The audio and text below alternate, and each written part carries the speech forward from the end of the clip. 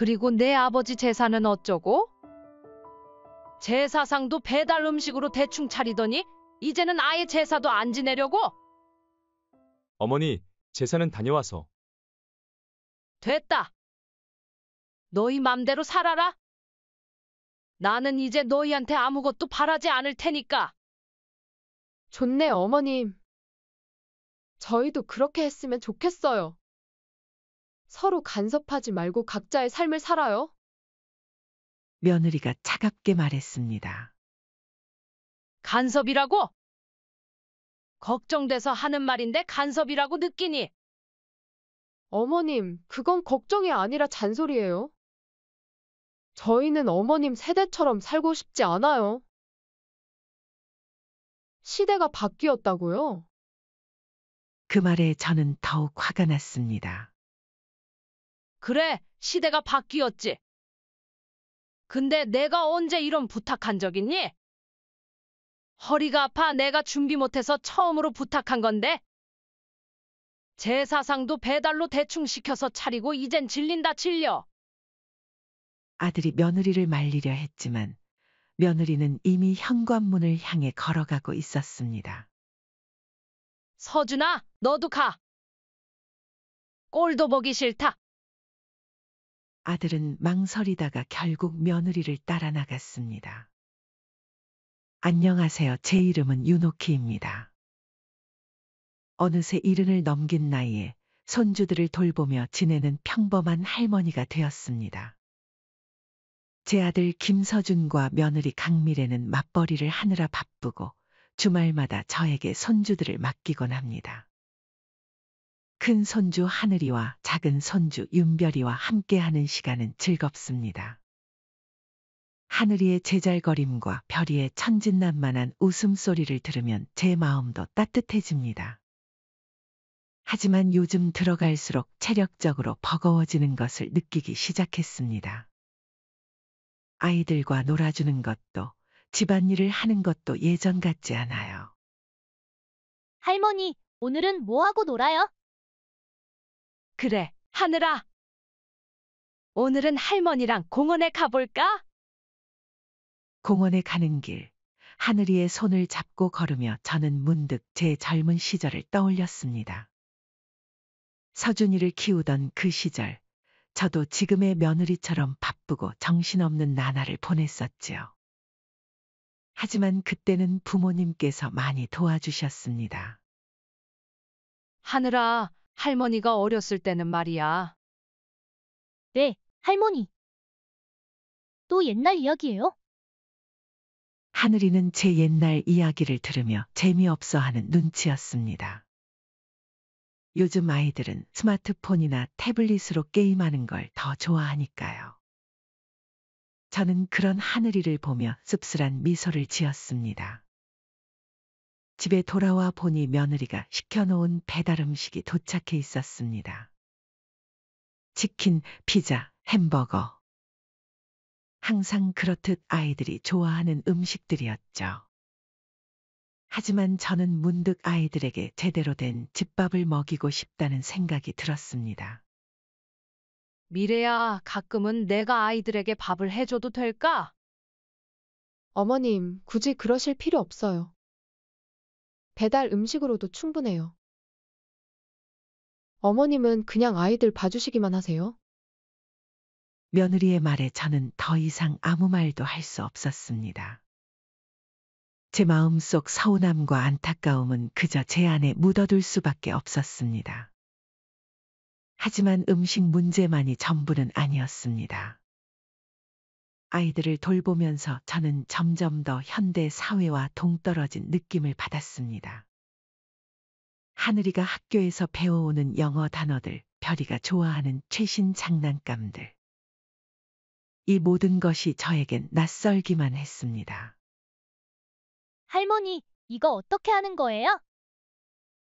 어머, 할머니도 잘 모르겠구나. 엄마한테 물어보자. 이런 일이 반복될수록 저는 제가 점점 쓸모없어지는 것 같다는 생각이 들었습니다. 아이들에게 더 이상 도움이 되지 못하는 것 같아 마음이 아팠습니다. 그러던 어느 날 하늘이가 학교에서 가족 나무를 그리는 숙제를 받아왔습니다. 할머니, 우리 가족 이야기 좀 해주세요. 할아버지는 어떤 분이셨어요? 그 순간 저는 문득 제가 아직 이 가족에게 필요한 존재라는 것을 깨달았습니다. 비록 최신 기술이나 트렌드는 모를지 몰라도 우리 가족의 역사와 이야기를 전해줄 수 있는 건 저밖에 없었으니까요. 그래, 하늘아. 할머니가 들려줄게. 너희 할아버지는 정말 멋진 분이셨단다. 저는 아이들에게 우리 가족의 이야기를 들려주기 시작했습니다. 돌아가신 남편 이야기, 서준이가 어렸을 때 이야기, 그리고 우리 가족이 겪었던 힘들고 행복했던 순간들. 이야기를 들려주는 동안 하늘이와 별이의 눈이 반짝이는 걸 보며 저는 다시 한번 힘을 얻었습니다.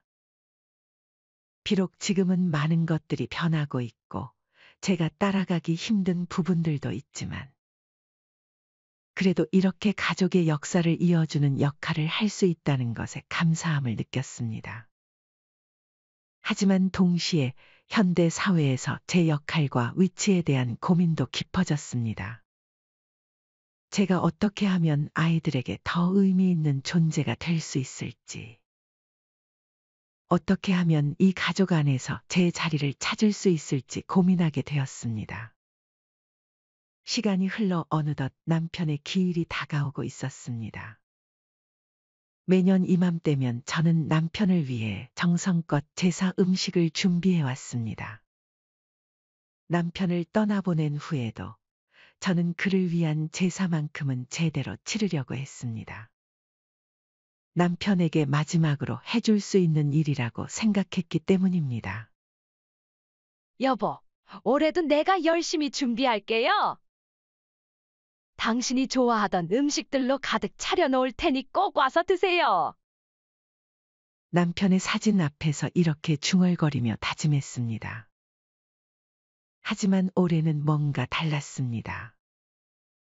얼마 전 허리를 크게 다친 이후로 이번 제사 준비는 제가 스스로 할 수 없는 상황이 되어버렸습니다.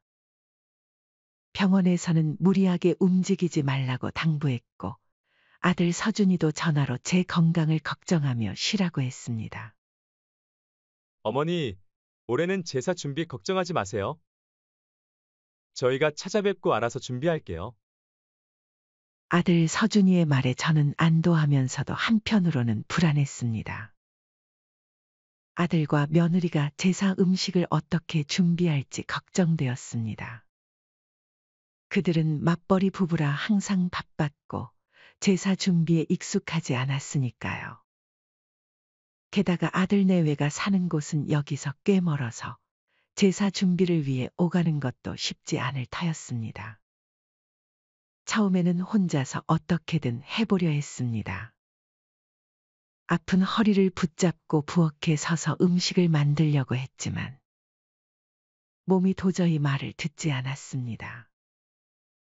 결국 며느리에게 부탁해야겠다는 결심을 하게 되었습니다. 제 며느리만큼은 시집살이를 시키고 싶지 않아 한 번도 며느리에게 뭔가를 부탁해 본 적 없었지만 이번만큼은 며느리에게 의지할 수밖에 없다는 사실이 마음을 무겁게 만들었습니다. 미래야, 이번 제사 음식 준비를 내가 좀 도와줄 수 있겠니? 전화기 너머로 며느리의 목소리가 들려왔습니다. 어머님, 제가요? 왜 제가 해야죠?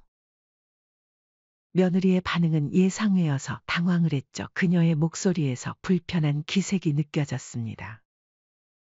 미래야, 내가 허리가 아파서 그러는데 이번만 좀 도와주면 안 될까? 어머님, 저도 일이 바빠서요.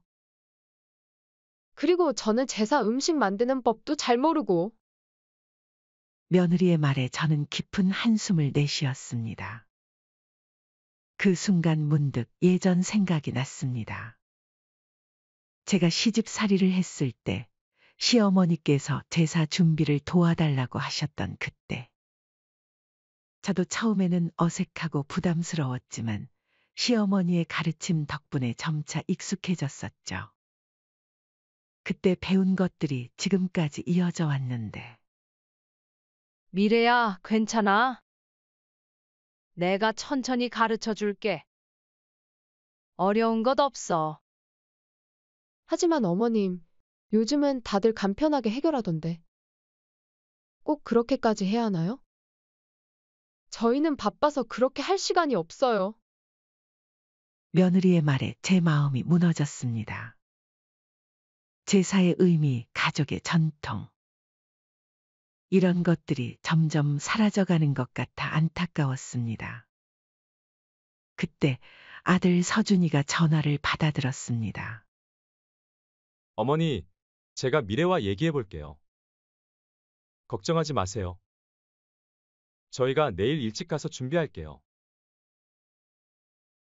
서준이의 말에 조금은 안심이 되었지만 한편으로는 더 큰 걱정이 밀려왔습니다. 과연 이번 제사가 제대로 치러질 수 있을까? 아니면 혹시 내 욕심에 너무 과한 부탁을 한 건 아닐까? 생각이 깊어졌습니다. 그렇게 제사 전날 저는 잠을 이루지 못했습니다. 아들 부부가 오기로 한 시간이 다가오자 더욱 초조해졌습니다. 그들이 과연 제대로 준비할 수 있을지, 제사의 의미를 알고 있을지 걱정되었습니다. 다음 날 아침 아들 부부가 도착했습니다. 그들의 손에는 장바구니가 들려 있었지만 그 안에 무엇이 들어있는지 알 수 없었습니다. 어머니, 저희가 왔어요. 걱정 마세요. 제가 인터넷에서 찾아보고 준비했어요. 서준이의 말에 저는 안도하면서도 한편으로는 더 불안해졌습니다. 인터넷에서 찾아봤다고? 그게 과연 제대로 된 방법일까? 부엌으로 향하는 그들을 따라가려 했지만 아픈 허리 때문에 쉽지 않았습니다.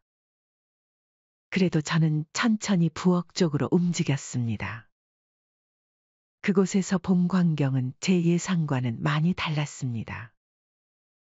아들 부부는 장바구니에서 음식을 꺼내고 있었는데 그것은 제가 알던 제사 음식과는 거리가 멀었습니다.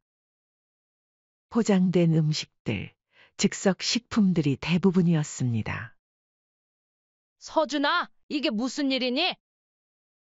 제 목소리에 둘은 놀라 돌아보았습니다. 어머니, 왜 나오셨어요? 쉬셔야 하는데. 이게 다 뭐니? 제사 음식을 이렇게 준비한다고.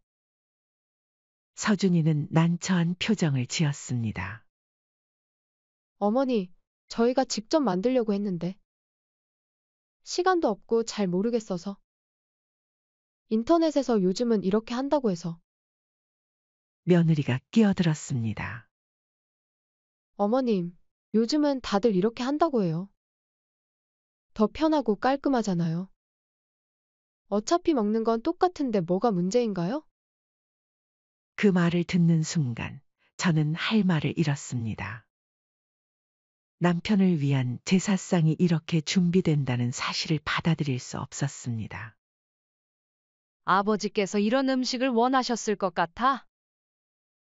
서준이는 고개를 숙였지만 며느리는 여전히 자신의 입장을 고수했습니다. 어머님, 시대가 변했잖아요. 이렇게 해도 충분해요. 오히려 이게 더 실용적이고 현대적이에요. 저는 그 말을 듣고 가슴이 아팠습니다. 제 마음속에서는 분노와 실망감이 차올랐지만 겉으로 표현할 수는 없었습니다. 알았다. 너희가 하고 싶은 대로 해라. 저는 힘겹게 그 말을 뱉고는 방으로 돌아갔습니다. 문을 닫고 혼자 남겨진 순간 눈물이 왈칵 쏟아졌습니다. 남편에 대한 제 마음, 가족의 전통, 이 모든 것이 무너지는 것 같았습니다. 제사가 시작되고 저는 억지로 자리에 앉았습니다. 제사상을 보니 마음이 더 아팠습니다. 남편이 좋아하던 음식들은 하나도 없었고 그저 편의점에서 산 듯한 음식들 뿐이었습니다. 제사가 끝나고 아들이 저에게 다가왔습니다. 어머니, 괜찮으세요? 저는 고개를 끄덕였지만 마음속으로는 괜찮지 않다고 외치고 있었습니다. 서준아, 너희는 이제 곧 가봐야지. 네, 어머니. 저희가 좀 더 있다 가면 안 될까요? 어머니 혼자 계시는 게 걱정돼서요. 그 말을 듣고 저는 복잡한 감정이 들었습니다. 한편으로는 고마웠지만 다른 한편으로는 그들이 빨리 떠났으면 좋겠다는 생각도 들었습니다. 괜찮아. 너희도 바쁠 텐데 어서 가봐. 아들과 며느리는 어색한 표정으로 짐을 챙겼습니다. 그들이 떠나기 전 며느리가 저에게 말을 걸었습니다. 어머님, 다음에는 더 좋은 음식으로 준비할게요. 오늘은 시간이 없어서 어쩔 수 없었어요. 하지만 그 말에는 진정성이 느껴지지 않았습니다. 오히려 형식적인 말투에 더 큰 서운함이 밀려왔습니다. 그들이 떠난 후 저는 다시 남편의 사진 앞에 앉았습니다. 여보, 미안해요. 당신이 좋아하던 대로 해드리지 못해서.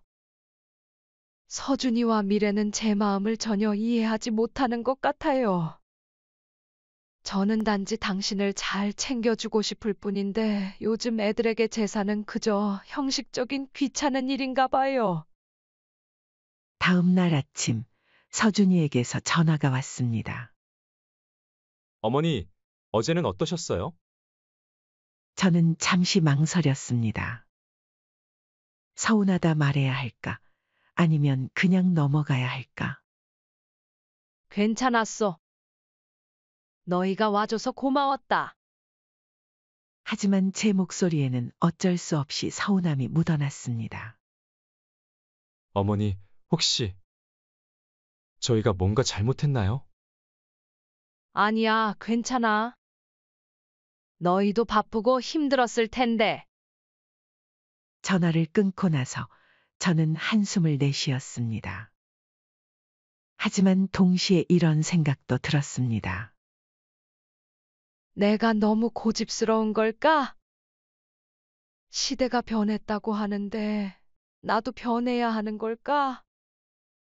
그렇게 저는 혼란스러운 마음을 안고 또 한 주를 보냈습니다. 그러던 어느 날 아들에게서 또 전화가 왔습니다. 어머니, 이번 주말에 저희가 다시 한번 찾아뵐게요. 지난번에 제대로 못 해드려서. 서준이의 말에 저는 잠시 망설였습니다. 한편으로는 기쁘면서도 다른 한편으로는 또다시 실망할까봐 두려웠습니다. 알았다. 오너라. 주말이 되어 아들 부부가 찾아왔습니다. 이번에는 며느리의 표정이 조금 달랐습니다. 여전히 불편해 보이긴 했지만 지난번보다는 덜 경직된 모습이었습니다. 어머님, 시장 아시죠? 제가 오랜만에 음식 좀 차려드릴게요. 며느리의 말에 저는 놀라면서 고마웠습니다. 하지만 그 놀라움도 잠시 며느리가 꺼내놓은 음식을 보고 실망감이 밀려왔습니다.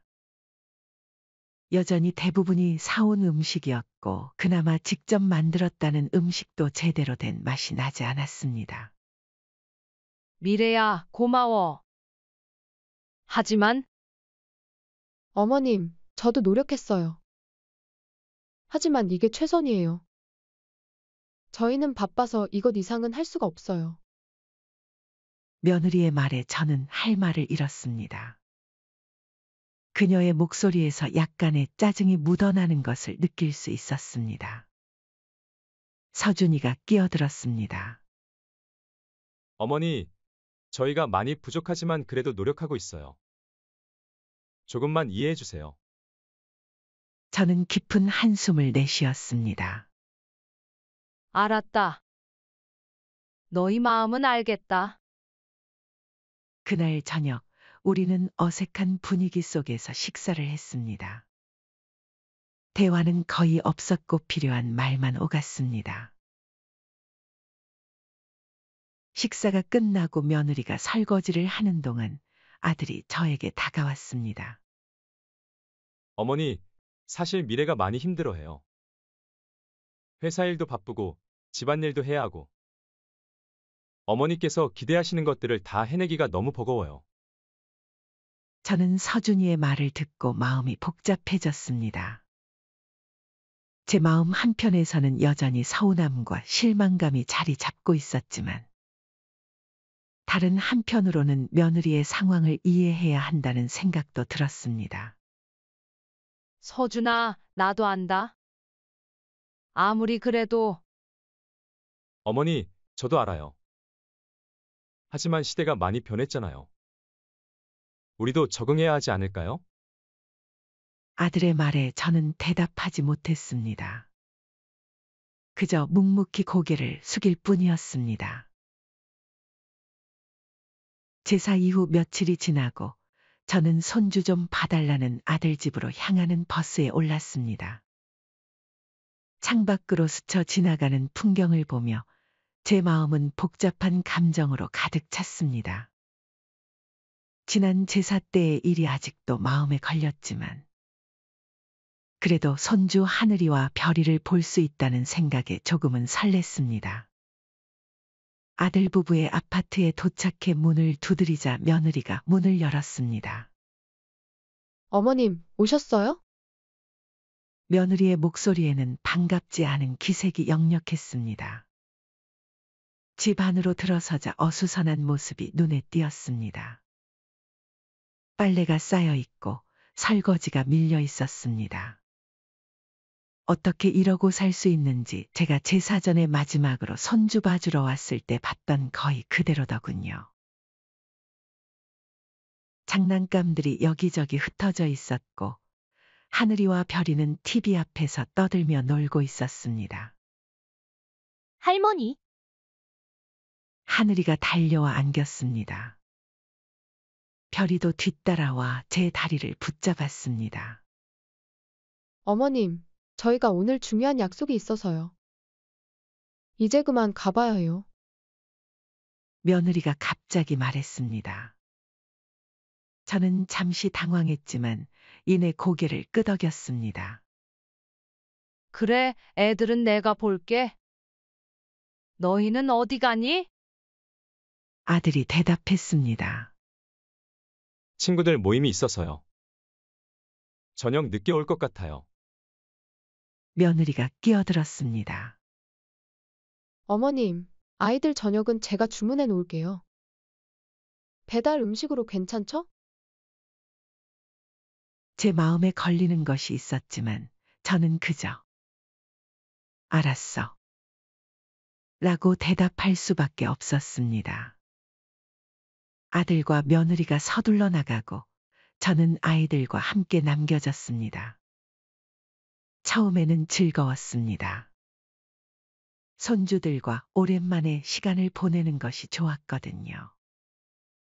하지만 시간이 지날수록 체력적으로 힘들어졌습니다. 할머니, 이거 해주세요. 할머니, 저거 해주세요. 아이들의 요구는 끝이 없었습니다. 저녁 시간이 되자 약속대로 배달 음식이 도착했습니다. 아이들은 좋아했지만 저는 마음이 불편했습니다. 매일 이렇게 먹는 건가? 하는 생각이 들었습니다. 밤이 깊어갔지만 아들 부부는 돌아오지 않았습니다.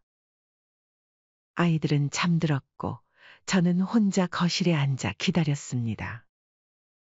시계가 12시를 가리킬 때쯤 겨우 현관문이 열렸습니다. 아들과 며느리가 들어왔는데 술 냄새가 진동했습니다. 특히 며느리는 거의 서 있기 힘들 정도로 취해 있었습니다. 어머니, 아직 안 주무셨어요? 서준이가 물었습니다. 너희들 걱정돼서 잠이 안 오더구나. 아이들은 진작에 잠들었어. 며느리가 비틀거리며 들어오더니 양말을 벗어 아무데나 던지며 코트도 벗어 소파에 대충 걸쳐 놓더군요. 아가야, 옷 좀 제대로 걸어놓지 그래. 제가 말했습니다. 그러자 며느리가 갑자기 큰 소리로 웃으며 말했습니다. 어머님, 너무 꼰대 같으시네요. 내일 치우면 되잖아요?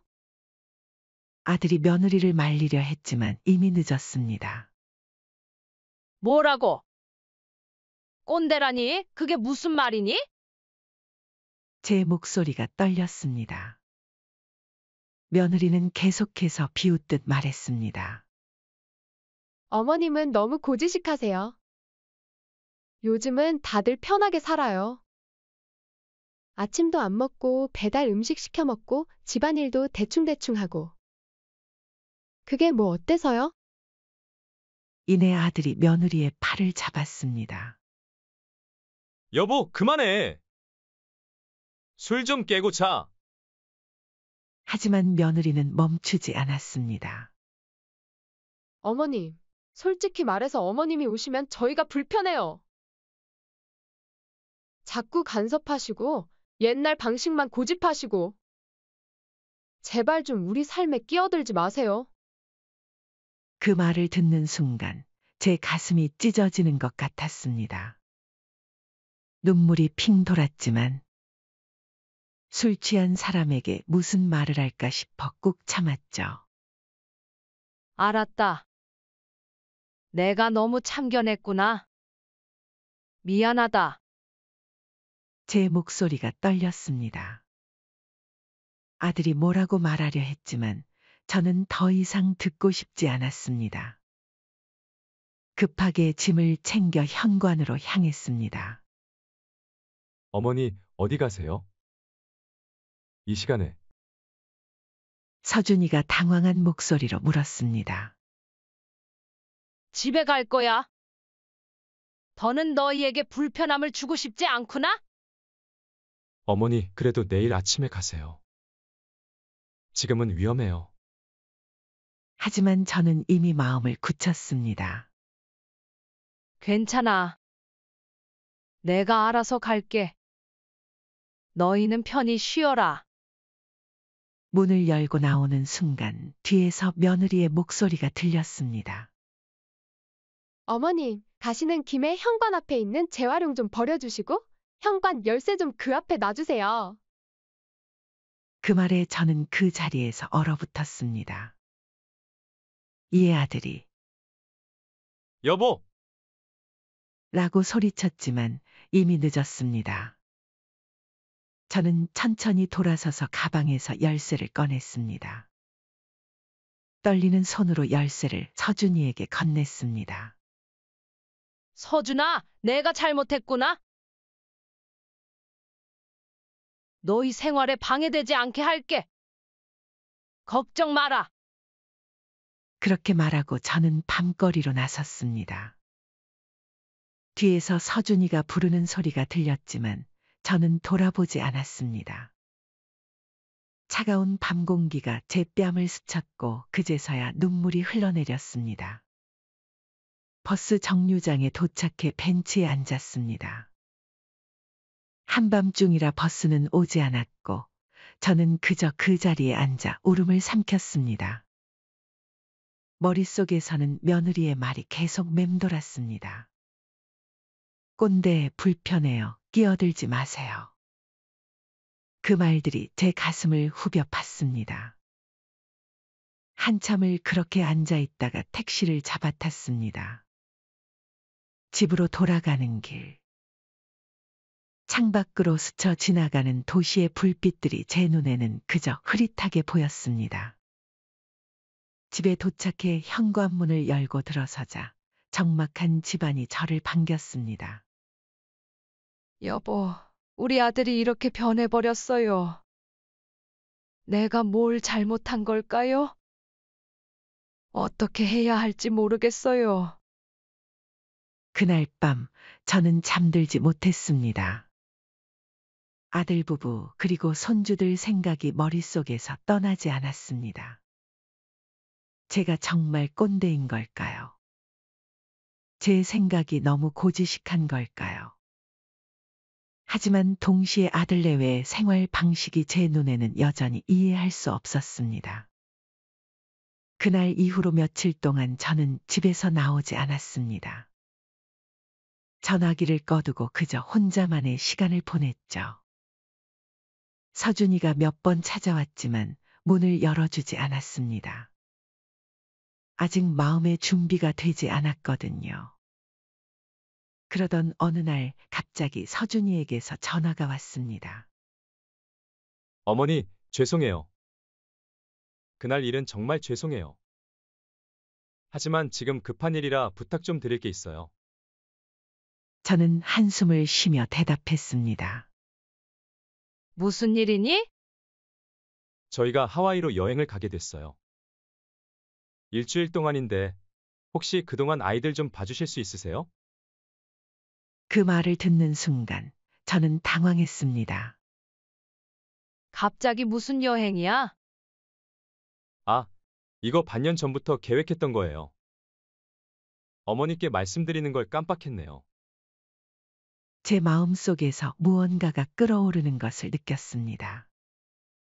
반년 전부터 계획했다고? 그런데 나한테는 한마디도 없었다고? 서준아, 너희가 언제부터 그렇게 멀리 여행 갈 형편이 됐니? 나한테는 돈 없다고 용돈도 없으면서. 어머니, 저희도 빠듯하게 모아둔 돈으로 가는 거예요. 그리고 와이프 승진 축하 겸 가는 거고요. 저는 말을 잇지 못했습니다. 제 머릿속에서는 수많은 생각들이 뒤엉켰습니다. 저는 평생 고생만 하며 살았는데 해외는커녕 제대로 된 여행 한 번 가본 적 없었어요. 그런데 이 아이들은 어머니, 그런데 아이들 봐주실 수 있으세요? 아들의 말에 저는 갑자기 화가 치밀었습니다. 서준아, 너희 맘대로 살아. 나는 이제 손주 못 본다. 어머니, 무슨 말씀이세요? 저희가 뭘 잘못했나요? 그 순간 제 감정이 폭발했습니다. 뭘 잘못했냐고? 너희는 나를 뭐라고 생각하는 거니? 아이들 봐주는 도우미? 너희 편할 때만 찾는 사람? 반년 전부터 계획한 여행을 왜 나한테는 말하지 않았어? 내가 너희 인생에 그렇게 중요하지 않은 사람이니? 아들이 당황한 목소리로 말했습니다. 어머니, 그게 아니라. 됐다. 너희 맘대로 살아라. 나도 이제 너희한테 아무것도 바라지 않을 테니까. 그렇게 말하고 전화를 끊었죠. 하지만 손주 봐줄 사람이 당장 없어 급했는지 잠시 후 아들 내외가 집으로 찾아왔습니다. 어머니, 우리 얘기 좀 해요. 할 말 없다. 너희 갈 길 가. 나는 이제 너희 인생에 끼어들지 않을 테니까. 서준이의 얼굴이 굳어졌습니다. 어머니, 왜 이러세요? 저희가 뭘 그렇게 잘못했나요? 뭘 잘못했냐고? 너희는 나를 어떻게 생각하는 거니? 그저 너희 편할 때만 이용하는 사람으로? 그때 며느리도 들어왔습니다. 어머님, 무슨 일이세요? 저는 며느리를 보자 더욱 화가 났습니다. 미래야, 너는 어떻게 생각하니? 시어머니를 이렇게 대해도 되는 거야? 이내 며느리의 표정이 굳어졌습니다. 어머님, 저희가 뭘 잘못했다고 그러세요? 저희도 열심히 살고 있어요. 열심히 산다고? 배달 음식만 시켜 먹고 집안일은 대충대충 하고 그게 열심히 사는 거니? 며느리의 얼굴이 붉어졌습니다. 어머님, 저희 사는 방식이 마음에 안 드시면 그냥 내버려 두세요. 왜 자꾸 간섭하시는 거예요? 서준이가 미래를 말리려 했지만 이미 늦었습니다. 간섭? 내가 언제 너희를 간섭했니? 그저 걱정돼서 한마디 했을 뿐인데. 그리고 간섭받는 건 싫고 손주 돌봐줄 사람은 필요하니? 어머님, 걱정이 아니라 잔소리예요. 저희는 어머님 세대처럼 살고 싶지 않아요. 시대가 바뀌었다고요. 그 말에 저는 더욱 화가 났습니다. 그래, 시대가 바뀌었지. 하지만 부모님에 대한 예의까지 바뀌어야 하니? 제사상도 대충 차리고, 이제는 아예 제사도 안 지내려고 하고. 내가 언제 이런 부탁한 적 있니? 서준이가 끼어들었습니다. 어머니, 제사는 꼭 지낼 거예요. 다녀와서. 됐다. 너희 맘대로 살아라. 나는 이제 너희한테 아무것도 바라지 않을 테니까. 며느리가 차갑게 말했습니다. 어머님, 저희도 그렇게 했으면 좋겠어요. 서로 간섭하지 말고 각자의 삶을 살아요. 그 말에 저는 가슴이 찢어지는 것 같았습니다. 그래. 그렇게 하자. 이제 너희 얼굴도 보고 싶지 않다. 서준이가 당황한 듯 말했습니다. 어머니, 그게 무슨 말씀이세요? 너희가 원하는 대로 해. 나는 이제 너희 인생에 끼어들지 않을 테니까. 가서 하와이 여행이나 실컷 즐겨. 며느리가 냉정하게 말했습니다. 어머님, 그렇게 하시죠. 저희도 편할 것 같네요. 아들이 며느리를 말리려 했지만 며느리는 이미 현관문을 향해 걸어가고 있었습니다. 서준아, 너도 가. 이제 너희 맘대로 살아라. 아들은 망설이다가 결국 며느리를 따라 나갔습니다. 문이 닫히는 소리와 함께 저는 그 자리에 주저앉아 울음을 터뜨렸습니다. 그날 이후로 저는 아들 부부와 연락을 끊었습니다. 아들 부부의 전화도 받지 않았고 문자에도 답하지 않았습니다. 마음속에서는 너무한가 싶었지만 한편으로는 너무나 큰 상처를 받은 것 같았습니다. 이렇게 아들의 연락만 간간히 받으며 며느리와는 연을 끊었습니다. 마음 같아서는 아들의 연도 끊고 싶지만 그래도 내 배갈라 나와서인지 몰라도 그렇게 하기는 쉽지는 않더군요. 여러분은 요즘 변해가는 시대에 자식들과 잘 적응해 나가시나요? 어떻게 현명하게 헤쳐나가야 할지 막막합니다. 현명한 견해 부탁드려요.